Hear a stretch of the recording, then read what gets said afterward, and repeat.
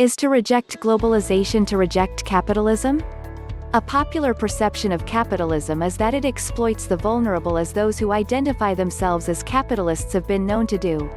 Globalization as a concept bears the threat of further exploitation to widen the divide between the poor and wealthy, if I understand your question correctly.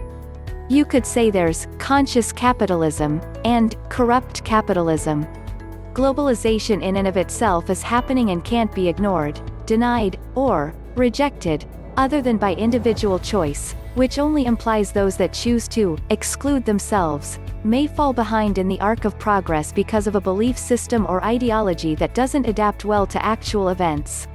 There are some that attempt to equate conscious capitalism with socialism, yet another conversation, as the latter has another set of ideologies that range from mythical to idealistic to negatively distorted. All are products of belief systems. Conscious capitalism was birthed from an original intention of monetizing strengths, from the front lines to the back office, with an equal distribution of income and payment structures in proportion to function and skill set. The caricature of capitalism that exploits frontline workers and disproportionately compensates tycoons or robber barons is most well known, and has dominated our media. Good models, unfortunately, usually only get exposure in professional circles as positive models to follow, not in sensationalist media fearmongering infotainment. So to your question, your hypothetical impending rejection of globalization won't stop it from happening or affecting you. And your belief about which definition of capitalism is within your power to shape can determine how progressively each concept can evolve.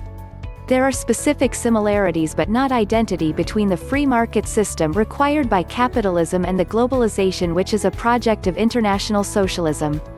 The capitalist system of free markets can aspire to the spread of the state of rule of law in the world as guarantor of economic freedoms, but it can be satisfied by even much less, with the simple movement of goods and money relatively easily under other political systems.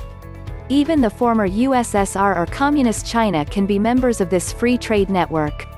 The globalization project of the globalist elites is a much more ambitious project, detached from any identifiable national interest and engrossed in the building not only of a world state, but a unified and entirely artificial planetary pseudo-civilization, conceived not as an expression of society, but as an instrument for the control of society by the state, the modern totalitarianism.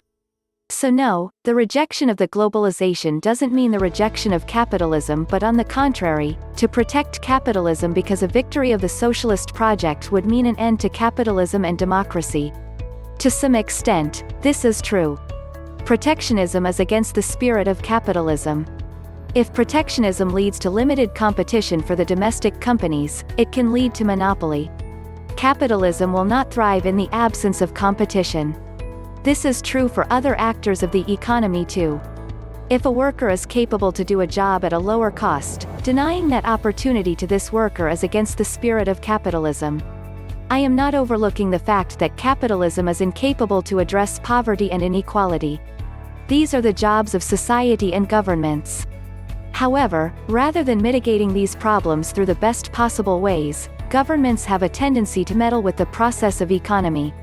Protectionism is part of this meddling. This is not going to address the social problems. This is not going to sustain the health of the economy.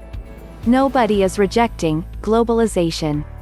What many people are rejecting is illegal immigration. And the rapid movement of capital and factories over borders as well, without any regard to workers left behind. What some working people want is some regulation of immigration and the flagrant movement of entire industries away with no regard to anything other than maximization of profits for multinationals regardless of the pain and suffering that such rapid and unregulated movements have made.